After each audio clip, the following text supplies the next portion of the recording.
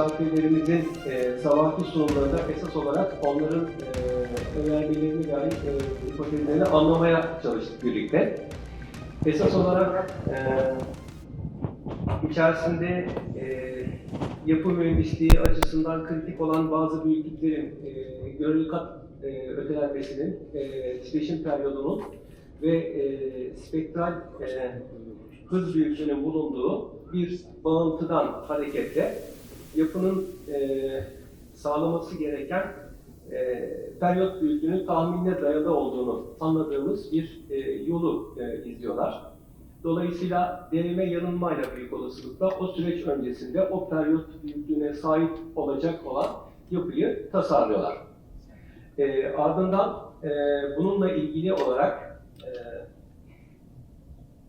yine Atabey'in sabah sormuş olduğu soru aslında önemliydi. Elde edilen büyüklükleri kuvvete dönüştürdükten sonra bunların tasarımın değişik aşamalarında nasıl kullanıldığıyla ilgili olan kısım yarın yapılacak olan 4 ayrı bina çözümlemesi sırasında tekrar tartışılacak. Anladığımız kadarıyla ve önceden göndermiş oldukları raporu incelediğimizde gördüğümüz esas olarak sünek yapı tasarımı felsefesine sahip yapı sistemleri için, ki bunun içinde işte 0,5 saniye ile 4 saniye aralığındaki geniş bir bandı ifade ediyor.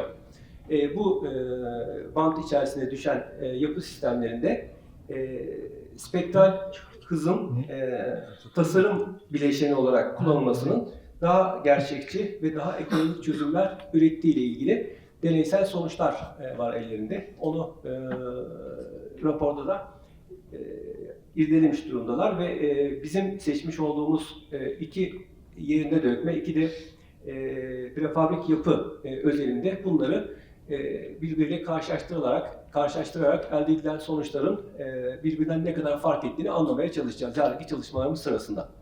Şimdi isterseniz yani tüm konuklarımız ve organizasyon komitesi buradayken hani bugünün sunumlarıyla ilgili olarak sormak istedikleriniz varsa onları hani konuyu biraz daha iyi anlamak ve tartışmak adına yaklaşık olarak bir yarım saat 45 dakika programda bu bölüme yer ayırdık. Bu bölümde birlikte tartışmak istiyoruz arkadaşlar. Ben soruları ilgili hocamıza yöneltmeye çalışacağım. Yani sizden varsa isterseniz başlayalım. Cem Bey buyurun. İngilizce nasıl isterseniz. Siz İngilizce sorun isterseniz direkt olarak.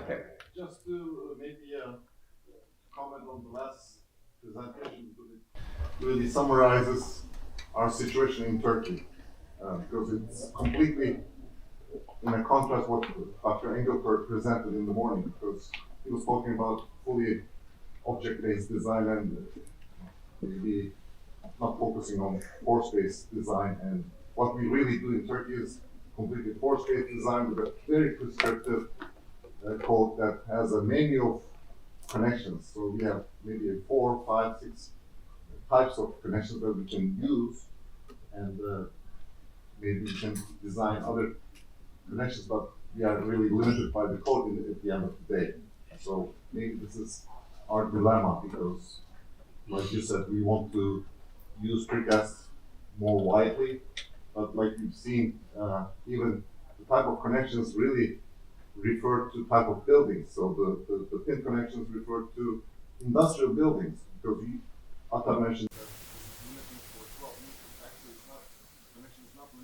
that 12 meters, but the cantilever column, which is a single bay industrial building in your mind is limited to 12 meters, but you can use that connection, pin connection, anywhere in a building where you have pinned columns or pinned beams or anything. So we have to be open-minded with this, I think. So really quite interesting what you think about our way of designing our code, which really prescribes everything, the connections. Even, I don't know if you realize, we have building response factors specified per type of connection.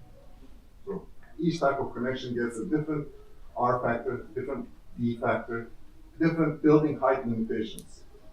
So it's so detailed and prescriptive. And let's say, I don't know, maybe you don't use codes much, but in American codes, there's no such thing. So there's. Oh, there is. Well, we don't limit connection types. We don't specify connection types in the code. It's just up to the designer to do whatever connection that he wants to use. It could be either strength-based connection or a ductile connection. So we have two different routes, but that's all the limitation that we have, or two guidance we have. So how do you see from an outside view in a seismic country like us, where we are trying to use precast more and more, but we are so limited by a code?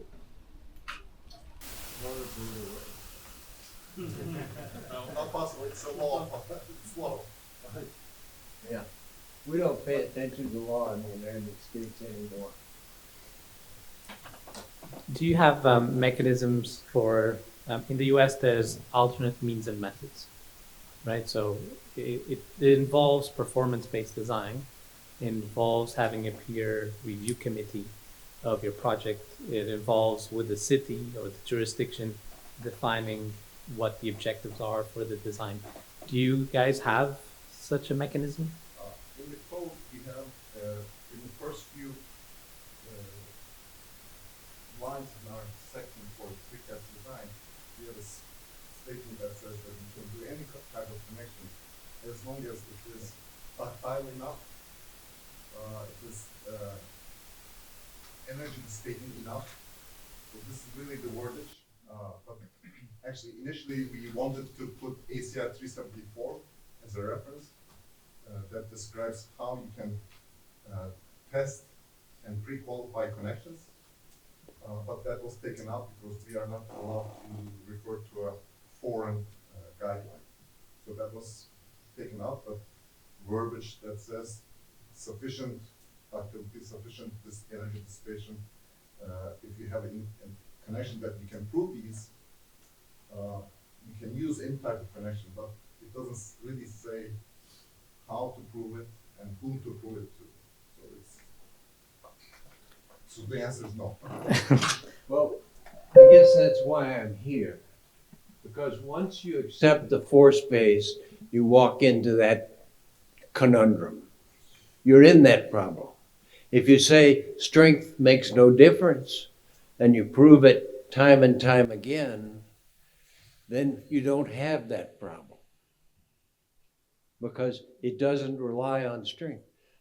Those connections that we used in this building, they're just very simple connections. Reinforcing bars and post-tensioning or whatever. But they have no strength requirement. And the members have no strength requirement. The columns, 1%, a little more than 1%. It's just to develop a column that can rationally deform. It's not called upon to strengthen. The strength comes out of the system. So that's why getting away from the strength frees up the design to do something that you know will work.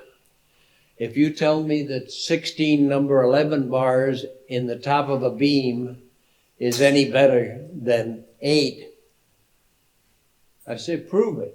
You can't. You can't. It may accept more strength, but it's not going to have any more ductility. It's not going to have any more deformability. Those bars don't have anything to do with the deformation of the system. So how would you demonstrate it? Because I think his problem, or if I'm listening correctly, please correct me if I'm not hearing correctly. He's mentioning that right now he has in the code something that's too broad, that doesn't then specify what's acceptable performance, what's acceptable behavior, because you could even look at your connection, but then he doesn't have a mechanism to use it in Turkey. Is that fair? Flexibility, yes. We don't have That flexibility, yeah. Like you mentioned, you saw this gusset plate with the welded connection, and you said, oh, well, you have a gusset, why don't you use a post tension in the center?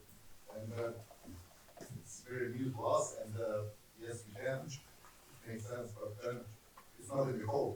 And Right. We have to pre-qualify it, and we don't know the methods. So. But And you don't have an acceptance criteria right. for pre-qualifying your connection either, right? That, I guess. So we have a lot of precast representatives here, right? Precast industry representatives here. From what you understand, because it's I could come and preach, right? In terms of what I think would be a good way to move forward.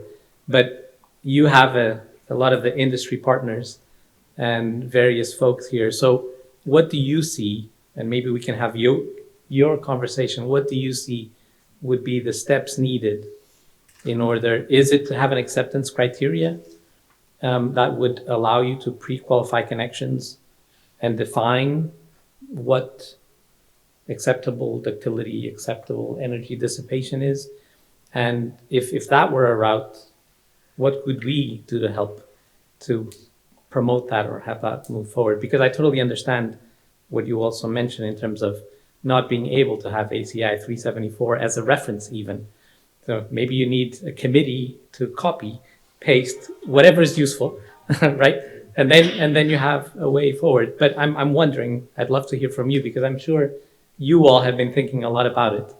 I think Bob is presenting a solution in terms of where I think we should be moving forward with a design method. But for that design method to be flexibility, you have to have a way in your code to be able to ingest that. That's why I was suggesting alternate means and methods, just because that's one avenue that we have in the US to explore different connections or to pre-qualify connections. But every time there's a new connection or there's a new type of connection, then it's either an industry group that comes together and does all the testing and moves forward with these new connections, or individual companies, right, that have that interest and that business model. But I can mention just for a second, not on the precast concrete side, but there's a lot of effort on another industry, which is the mass timber industry.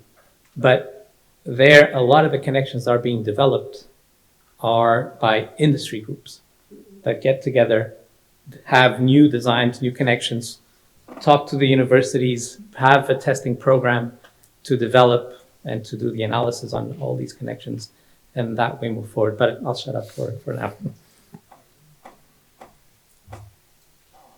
I agree. The builder should decide how he wants to put the building together, not the engineer or not the committee.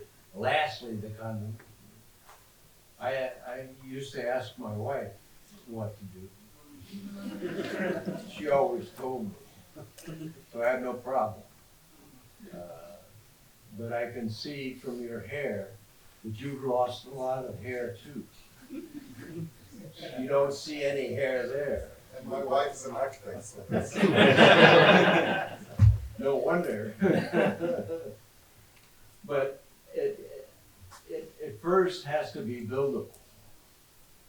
If you start with a code committee, what happens if the third mode intersects with the fourth mode and the fifth mode and the sixth mode? What is it? What's the problem?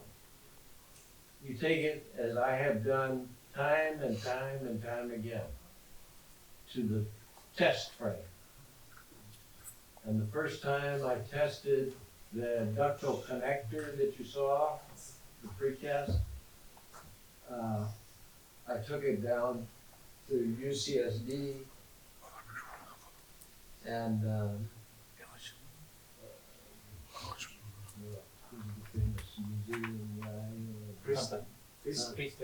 Priestley said,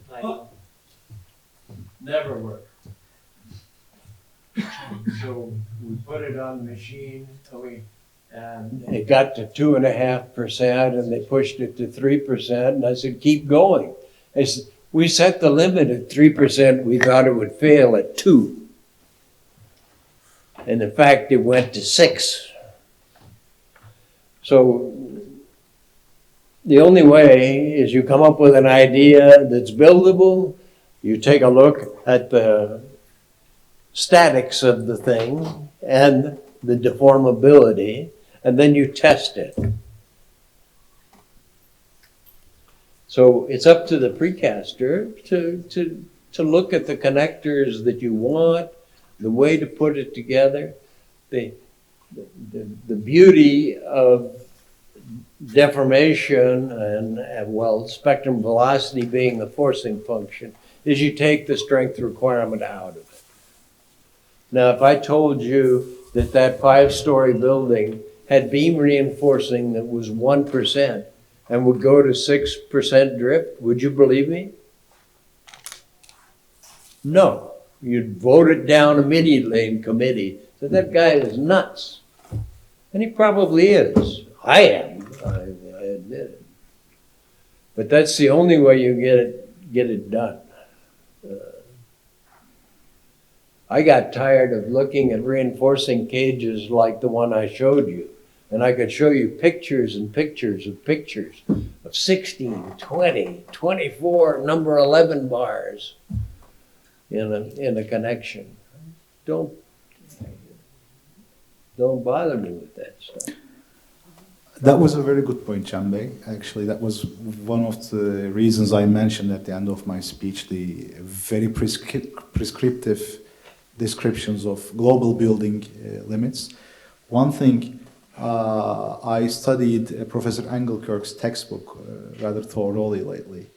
And something I noticed, please correct me if I am wrong, in the design process, in the displacement design process, what he does is that after he finds a displacement demand, in order to reduce it to a yield displacement, he says,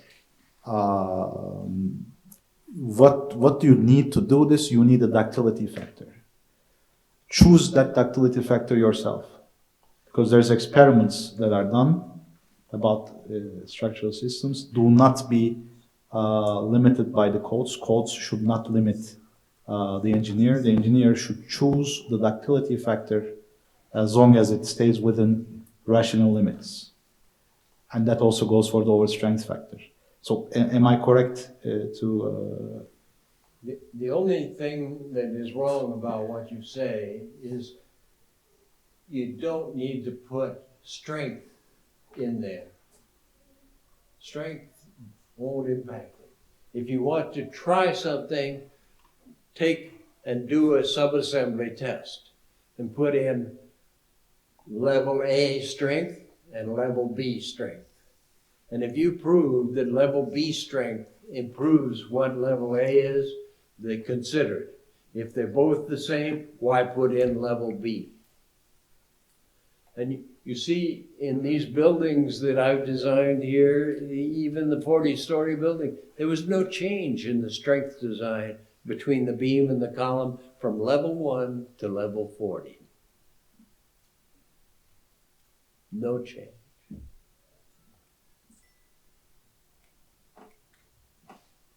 Now, does that fit with statics? Or statics playing like it's a dynamic thing? I mean, all the statics we do right now is trying to emulate dynamics. But if you understand dynamics, as I tell you, or you'll find you don't need all that stuff.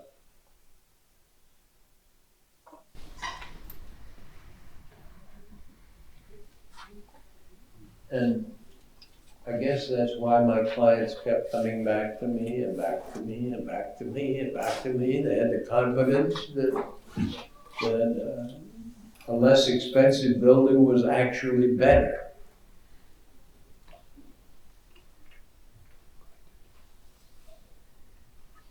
I don't know if that explains. Yeah, and maybe one more small maybe question. Sure. So take it away from precast and connection design, but to look at globally, your approach to design is not exactly per code. You said that you don't use the code, but you have people that you hire to check it at the end of the design process, if it's per code or just just make it right per code.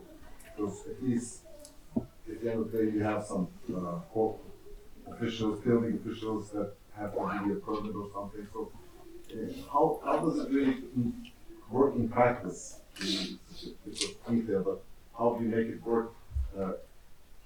I mean, does your codes or your legislations have a way that allows you to do this in practice, right? So, Yeah. and how does it work? And the way that we satisfy the code is to do a time history inelastic analysis. And that is the condition of acceptance. The design process is, do you want a little red paint here? Do you want a little blue paint there? The test is, can you sell the painting? You understand? So I'm talking about understanding whether green paint and red paint or white paint go together. And if I think they do, then I take it to artificial intelligence and let it be demonstrated. That's where we've come, and we should use it. 50 years ago, the design base year was 3%. Today, the design of a house I'm doing in Nevada is 15%. And it's got plywood all over the place and connectors like crazy. But that's another argument entirely. As far as precast concrete is concerned, my advice to you is develop the connectors that you think are cost effective. Have an engineer look at them and make sure that they transfer the necessary load. Test one. I have raised and donated money in the amount of probably $50,000 to do tests. And they've all proven my convictions. So in the context of the precast industry, that's a small number compared, if you can save half the cost of a connector or half the cost of a beam or all sorts of regulations, that's what you have to do. I'm not saying you can walk into a building department and say, look, I think 2 number 5s is okay. And they say, why? Well, because I don't have any hair on my head and my wife told me so.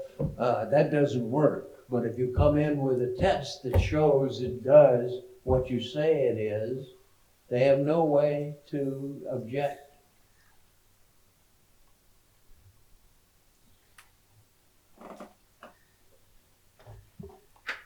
The code in terms of analysis, at least in the US, again, it has this idea and defines what's allowable, right? So I guess like here, the equivalent lateral force is allowed for certain types of buildings. Then modal response spectrum analysis is allowed for additional types of buildings. And then you can always go and do, right now there's ASC 716, chapter 16, that defines what you need to do for a nonlinear time history analysis. So at least in the code now we do have that, that you can do. The issue right now with the code is that 1.4 times the approximate period, because to code that still limits unless you do a performance-based design. And this idea of alternate means and methods, and you have a peer review committee and you work with the jurisdiction to get your design approved. And that usually does require a nonlinear time history analysis and either pre-qualified connections or tested connections that are evaluated. But in terms of what Bob was presenting, in terms of having that flexibility of defining the period that you want in the building, right now, even by code, as long as you're within that 1.4 times the approximate period, you're good. And you can adjust the number of elements that you're putting into your building such that you don't surpass that period, or you're within the bounds of that period. So you would not need a nonlinear analysis. You may want to do a nonlinear analysis if you have enough budget in your company to do that with your clients. But you don't need. If it goes beyond that period or other conditions that are not set in the building code, then you do always have to have a nonlinear time history analysis. But you probably knew that, so, but I just wanted to clarify that.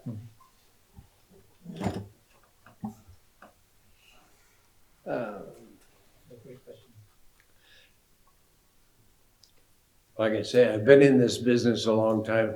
Maybe you caught in the lecture this morning that I started using the computer to do design work. When I started to do that, and I brought my computer solution into the building department, they required that I explain every step that the computer took. Now, the computer programs, I worked for years and years with a professor at Berkeley in writing the nonlinear time history.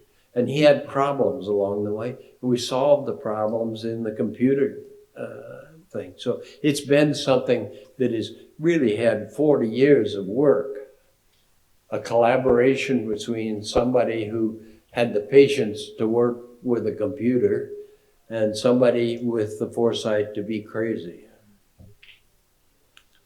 So the technology today is accepted.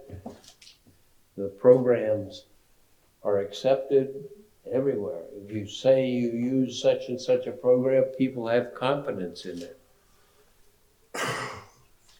If you show the test, people have confidence in it. And I really haven't had a problem with working with building departments, with the exception of San Francisco. They have other problems now. You've heard of the Leaning Tower of San Francisco, haven't you?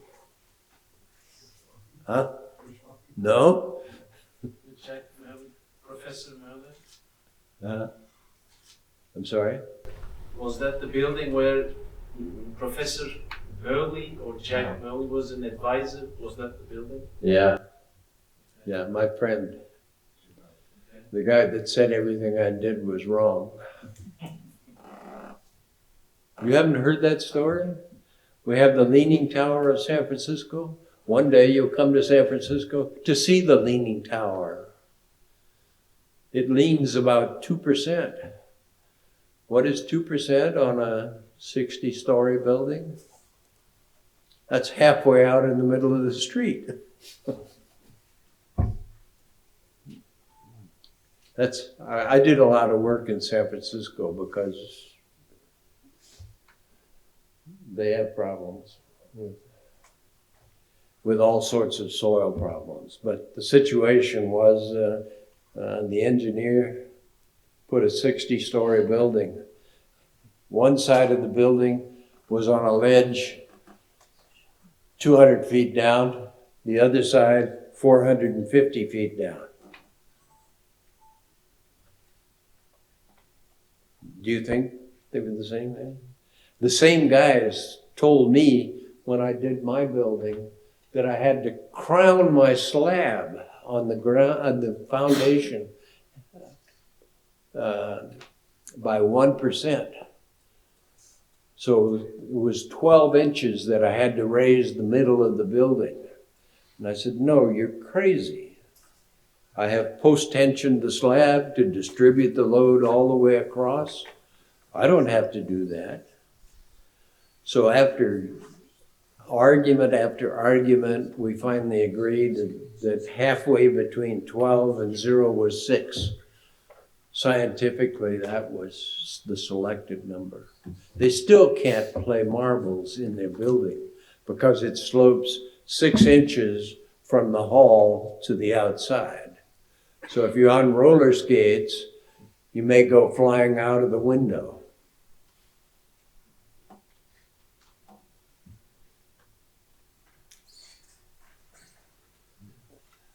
So we have learned little. People have been designing buildings since the time of Venice on nothing. In Louisiana, I grew up building buildings on mud. San Francisco, they never figured it out.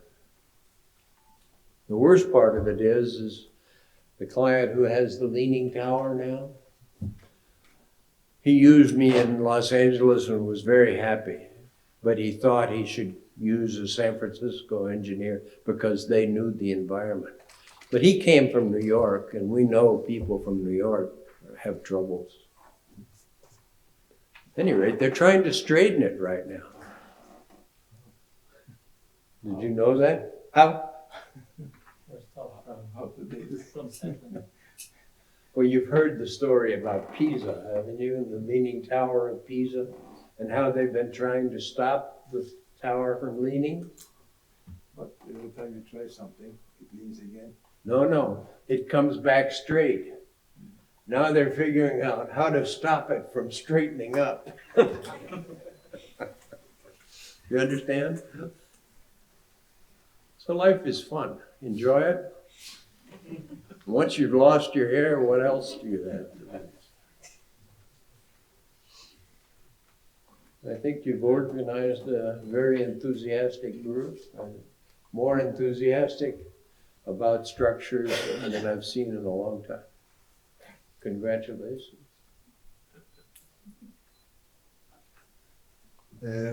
Uzun süredir bu kadar bilgili, heyecanlı ve yapılarla ilgili entüsiyastik, yani heyecanlı diyelim bir grup görmemiştim diyor. Hepinize teşekkür ediyor. Şimdi değerli arkadaşlar, eğer başka sorularımız varsa biraz daha devam edebiliriz ama programda son 8 dakika gibi görünüyor. Bildiğiniz gibi bugünkü ders notlarını mektupla adreslerinize iletmiştik. Yarın yapılacak olan 4 bina çalışması ile ilgili bize ulaşan raporları da bu akşam sizlere göndereceğiz. Sizden beklentimiz hani ev ödevi olarak onlara bu akşam bir miktar çalışmanız ki yarınki toplantıda daha çok soru cevap. Çünkü asıl bu çalıştayın amacı yöntemin anlaşılması ve bizimkiyle karşılaştırılması noktasında sizlerden gelecek olan sorularla misafirlerimize çok sayıda soru sorarak olayı anlamaya çalışmaktı. Ben izninizle toplantıyı burada kapatıyorum. İyi akşamlar diyorum. Görüşmek dileğiyle.